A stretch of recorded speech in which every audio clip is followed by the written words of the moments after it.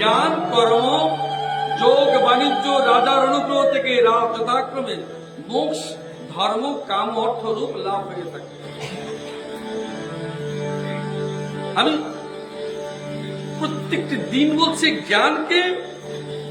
জ্ঞানকে তুমি ধরো। কিরূপে ধরো? জ্ঞান কি প্রয়োজন আছে? নিশ্চিত প্রয়োজন আছে। আত্মার আলোকই হচ্ছে তোমার জ্ঞান। আত্মার আলোই হচ্ছে তোমার জ্ঞান, আর কোনো জ্ঞান নাই। আত্মা আলোকিত হয়েছে যার দ্বারা, যে বিষয়ের দ্বারা তোমার আত্মাকে আলোকিত করেছে। যখন আত্মা আলোকিত হয়েছে, ভিতর শুদ্ধি হয়েছে, যখন ভিতর শুদ্ধি হয়েছে, তখন সত্য গুণ প্রকাশিত হয়েছে।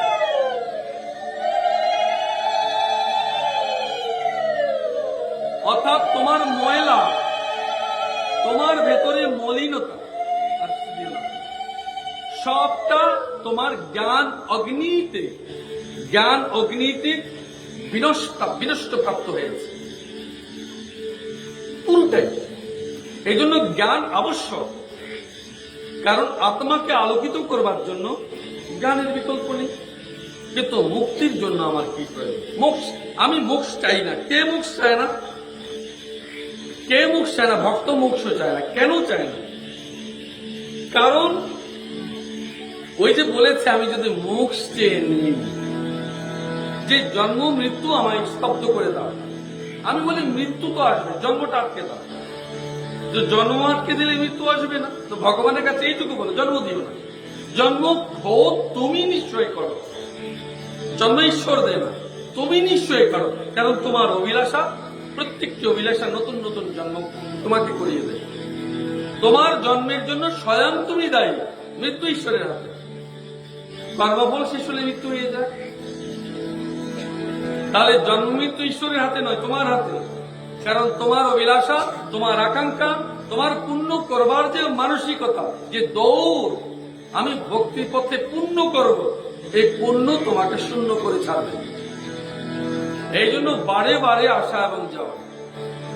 এই কারণেই মহাজনগণ বলেছেন, সাধুজন বলেছেন, বৈষ্ণবজন বলেছেন, মহাপ্রভু বলেছেন, ব্যাসদেব বলেছেন, সুখদেব বলেছেন, সপ্তর্ষি, ব্রহ্মর্ষি, নারদ ঋষি যারা আছে সকলেই শুধু এইটুকু বলেছেন, নিষ্কাম ভাবে ঈশ্বর ভজনা করে। ভগবান দোকানদার নয়। আমরা ভগবানকে দোকানদার সাজিয়েছি।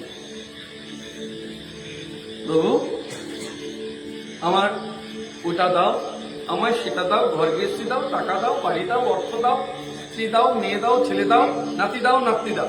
দোকানদারের মতো দোকানে সকালবেলা ঘুম থেকে উঠে ভগবানের কাছে গেলাম, প্রভু আমায় আজকে এটা দাও। তো ভগবান যদি কোনোদিন প্রশ্ন করে, আমায় তো কেউ চায় না, সবাই আমার লব্ধ বস্তু চায়, আমাকে তো কেউ চায় না। মা রাগ করছে? তোমরা অনুভব করো, তোমরা কখনো কি ভগবান চেয়েছো? না ভগবান থেকে জিনিসপত্র চেয়েছো, টাকা করে চেয়েছো, যেটাই জন্মের পরে আর থাকবে না, ওটাই তো চেয়েছো। আমি তোমায় বলছি, যেহেতু ভাগবতের আজ শেষ দিন, ব্রত যজ্ঞের আজকেই সমাপ্তির দিন, তোমাদের এইটুকু বলছি, কেন ওই সব চাইছো? ভগবানকে চাও। ভগবানকে চাওয়ার পেছনে তোমরা না বৈষ্ণব, তোমরা না ভক্ত, তোমরা না চতুর মানুষের লক্ষণ কি? ভগবানকে চেয়েছো। দুষ্টবুদ্ধি যেন না, ভক্তিতে যেন দুষ্টুমি থাকে না, ভক্তিতে যেন কোনো প্রকার দুষ্টুমি না থাকে। নটকট রাধারানীর সঙ্গে করো, গোবিন্দের সঙ্গে করো, কিন্তু এইটুকু তোমার সেবায় যেন সেটা হয়। কিন্তু এইটুকু মনে রাখো, আমি গোবিন্দকে চাই। বলে প্রভু কেন? গোবিন্দকে এই কারণে চাই, গোবিন্দের সঙ্গে কে থাকে? রাধারানী থাকে। দূরে নিকটে যেখানেই থাকুক, গোবিন্দের সঙ্গে রাধারানী থাকে। যদি রাধারানী থাকে, মানুষ কি চাই? সদা সর্বদা পেট ভরে খাক কিংবা নাই খাক, ঘুমলো কিংবা নাই ঘুমালো, সে সদা সর্বদা এইটুকু তৃপ্তি, শান্তি, মানসিক প্রশান্তি সে চায়। এইটুকু প্রেম চায়, ভালোবাসা চায়। আমার পরিবার, পরিজন, আত্মীয় স্বজন আমায় ভালোবাসে। ওটা কোথা থেকে আসবে? যখন গোবিন্দের সঙ্গে গোবিন্দের রাধারানী থাকে। যদি কৃষ্ণকে চাও, রাধারানীকে পেলে। যদি রাধারানীকে চাও, প্রেম এবং ভালোবাসা তুমি পেলে। এবার রাধারানী যখন থাকলো, রাধারানীর অনুসারী কারা হয়েছে? তার অঙ্গ, তার বিশ্বরূপের স্বমহিমায় কারা রয়েছে? দুর্গা, কালী, লক্ষ্মী, সরস্বতী সব। যোগমায়া পরমা প্রকৃতি এক নিমিষে ভগবান কৃষ্ণের নিমিষ আদেশ মাত্রই যোগমায়া প্রকৃতির সমস্ত কর্মসাধ্য প্রতিপালন করে থাকে। এই যোগমায়া তোমাকে প্রকৃতির বুকে জন্ম দিয়েছে। যোগমায়া তোমাকে প্রকৃতির বুকে স্থান দেবে, বিলীন করে দেবে। যোগমায়ার বরকে স্বয়ং শিব। মৃত্যুর পথে যেতে রাধে রাধে শিবকে বলতে হবে, প্রভু আমায় মুক্ত করেছ তো, আমায় সমাধি দিয়েছ। যদি শিব সমাধি দে তবে মোক্ষে যাবে, যদি শিব সমাধি না দে তবে মোক্ষ পাবে না। বলে শিবকে টেনে আনছেন কেন গোবিন্দের বাজারে? মনে রাখবে, ব্রহ্মা বিষ্ণু এবং মহেশ্বর এই তিনজন ভগবান কৃষ্ণের গুণাবতার। তিনি আলাদা কেউ নন। তার তিনটি স্বরূপ, তিনটি কর্ম সম্পাদন করেন।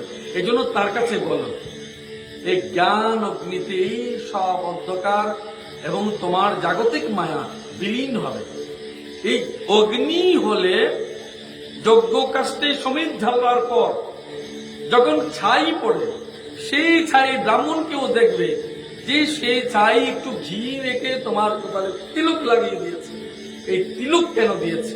সেই পবিত্র যজ্ঞ ভস্ম তোমাকে পবিত্র করেছে।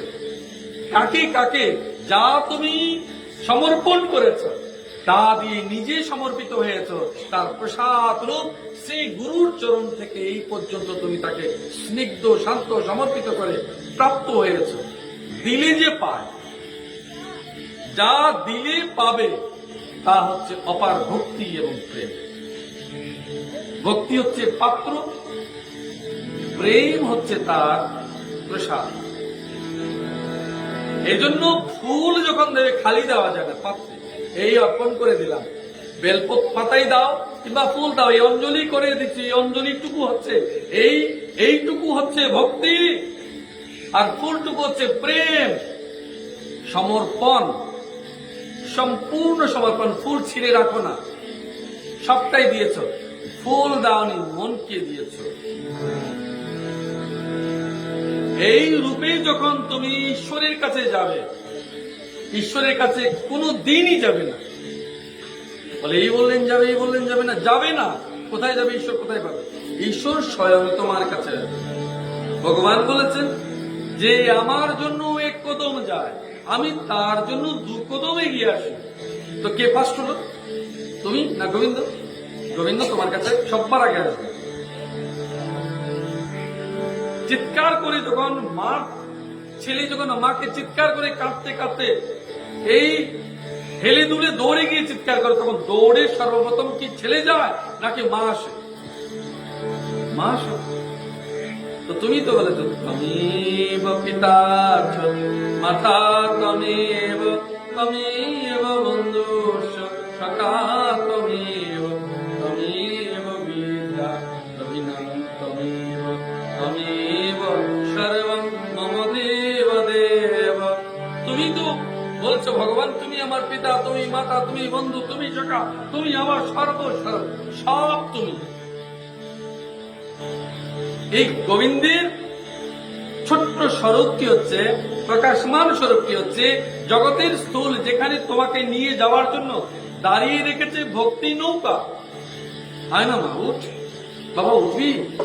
কোথায় যাবে? বলে এটা গোলকে যাবে। গোলক যাবে তো টিকিট তো লাগে। টিকিট কি? ভক্তি রাজ্যের টিকিট, ভক্তির টিকিট। বলে টিকিটের রং কেমন? ভক্তি রাজ্যের টিকিটের রং কেমন হয়? প্রেম ফুল কেমন হয়? সেই প্রেম ফুলের রং হয়, অন্তর নির্মল হয়। নির্মল মানে শ্বেত হয়। সেই টিকিট নেবে। টিকিট নেবে মানে কার কাছ থেকে আনবে? বলে কাউন্টার থেকে টিকিট আনো। কাউন্টার কোথায়? বলে এই সমাজ জীবনে যে মন্দির করে রেখেছে, গৃহস্থ কোন রেখারে ঠাকুর ঘরে রেখেছে, তার ঘর থেকে ভগবানের কাছ থেকে নিয়ে। সেখানে ইনচার্জ কে আছে? সূত্রধার কে আছে? সূত্রধার আর কেউ নয়, তোমার গুরুদেব আছে। কি বলবে গিয়ে? রাধে রাধে গুরুদেব, ভেবেছি জন্মে বৈকুণ্ঠে যাব কিংবা গোলকে যাব, আমার যাওয়ার ব্যবস্থা করে। না আমার কাছে টিকিট নেই, না না আমার কাছে টিকিট নেই। তো গুরুদেবের কাছে এসে টিকিট, না না আমি অধিক মূল্যে দেব, না না টিকিট নেই। টাকা দিয়ে কি হবে? টিকিট তো নেই। উপায় বের করতে হবে। তো তুমি কি করেছো? না গুরুদেব, পা ধরে ফেলেছ, না আমি ছাড়বো না, আপনি টিকিট দিতে হবে, আমার যেতেই হবে, না না টিকিট। এবার তুমি চিৎকার করে কান্না শুরু করলে, না গুরুদেব একটি টিকিট দিন। তো গুরুদেব যাচাই করে দেয় সত্যি সত্যি গোলাপ যাবে, ও হাটে বাজার ব্যবসা করবে না, ও যাবে। আচ্ছা ঠিক আছে, যা, কাউকে বলবি না, কিন্তু একটি টিকিট ছিল মাত্র তোর জন্য, যা টিকিট দিন। বলছে রাধে রাধে। এবার বল রাস্তায় রাস্তায় গিয়ে, বলে টিকিটটা নিয়ে দিবি ওই কন্ডাক্টরের কাছে। সে কে? যিনি তোমার জন্য পুষ্পক্রোধ সাজিয়ে রেখেছিলেন ভক্তি মার্গের সেই নৌকোটি। সেখানে গিয়ে মাঝি লোক রূপী লগি রূপ প্রেম কাঠি, যে তোমার এই মহাসাগর পার করাবে, গিয়ে বলবে দেবে টিকিট। বলে এনেছ? বলে এনেছি। কি? বলে টিকিট লাগবে না, তুমি যে সাথেই বুঝে গেছি তোমার গুরু প্রদত্ত ভক্তির টিকিট তোমার মিলে গেছে। বলে কি করে মিলেছে? ভক্তের লক্ষণ কি? ভক্তের বাইরের লক্ষণ লক্ষণ নয়, অন্তরের লক্ষণ লক্ষণ। দেখা মাত্র তুমি বলেছো রাধে রাধে, হটকারিতা নয়, শট কপটতা নয়, তোমার দৃষ্টি, তোমার সরল দৃষ্টি, তোমার মুখমণ্ডল বলে দেবে তুমি গোবিন্দ গোবিন্দ বলেছ, রাধে রাধে বলেছ, প্রকৃতই বলেছ নাকি অপকৃতই বলেছ। তোমার কর্ম, তোমার পরিচালন, তোমার জীবন পথ, তোমার ভক্তি পথ, তোমার যাত্রা নিশ্চিত করে দেবে তুমি কপট করেছ না, ছল করেছ না, সত্যি পথে যাচ্ছ। ও বলে দেবে। এই ভক্তি নৌকায় পার হতে গেলে তুমি শুধু এইটুকু বলবে রাধে রাধে রাধে রাধে রাধে রাধে। এই জপ তুমি নিরন্তর করবে, তো করলে ওই পড়বার বই থাকবে না, ওই তোমার জীবন ব্যালেন্স ভারসাম্য তৈরি করবে। এই তুমি কাঁধ হবে রাধে, ও কাঁধ হবে রাধে, সামনে যাবে কাঁধে, পেছনে রাধে, এই রাধে রাধে রাধে রাধে রাধে রাধে, এই বলতে বলতে তুমি ডিগুতে থাকবে। আসলে বস্তু তো তুমি এক জায়গায় আছো, স্থূল দেহ এখানেই আছে, তোমার সূক্ষ্ম চৈতন্যময় দেহ ঠিক রাধারানীর দরবারে চলে গেছে, ওটাই যাবে। ওটাকে নিয়ে যাবার জন্য অন্তরাত্মিক যোগ, অন্তরাত্মিক প্রচেষ্টা এবং নিচ থেকে ভেতর থেকে যাত্রা।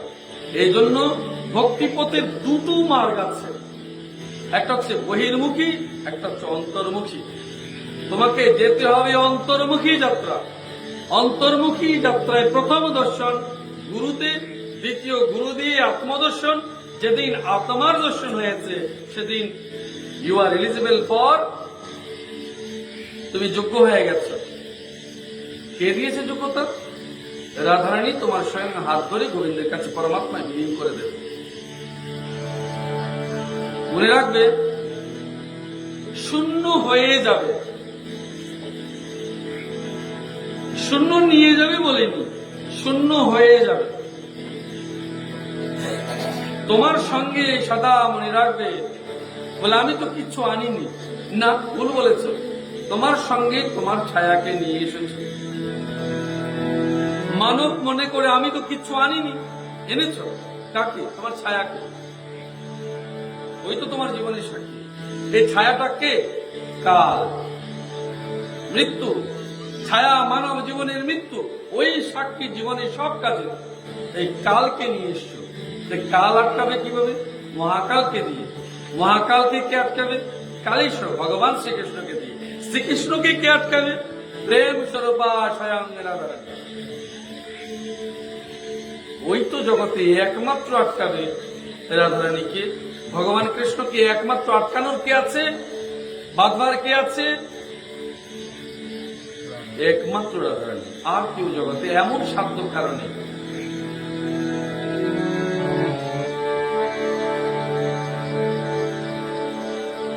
আর একটু শুধু আর বলবো না, কারণ সারা দুপুর থেকে চলছে আজকে। মোক্ষ এবং ধর্ম, কাম এবং অর্থ, ধর্ম। সবাই বলে ধর্ম করি ধর্ম করি ধর্ম করি। ধর্ম কিসের উপর দাঁড়িয়ে? ধর্মের কয়টি পাল, চারটি পাল। কিসের উপর দাঁড়িয়ে? ধর্মকে যদি আমি বিশ্লেষণ করে দেখি, ধর্ম প্রকারান্তরে কর্তব্য। ধর্ম প্রকারান্তরে কর্তব্য। কর্তব্যই যদি মানব জীবনে না থাকে কিসে কিসে কর্তব্য? পরিবারের প্রতি কর্তব্য, সমাজের প্রতি কর্তব্য, রাষ্ট্রের প্রতি কর্তব্য, এবং তোমার স্বয়ং নিজের প্রতি কর্তব্য। যদি তোমার ঠিক আছে তুমি আমার মাটির উপর সাধন করতে পারবে না, রাষ্ট্র বললে এই মাটি তুমি ব্যবহার করবে না, তবে মন্দির কোথায় পাবে? মাটি কোথায় পাবে? তো সবার আগে কি প্রয়োজন ছিল? মাটি। মাটি কার কাছে? রাষ্ট্রের কাছে। এই জন্য রাষ্ট্রের সেবা প্রয়োজন। এবার মাটি পেয়েছ, মাটি পাওয়ার পর তোমার আসছে কারা? সমাজ। এই সমাজের সেবা লাগবে। ওদের সেবা না দিলে ওরা আসবে কেন?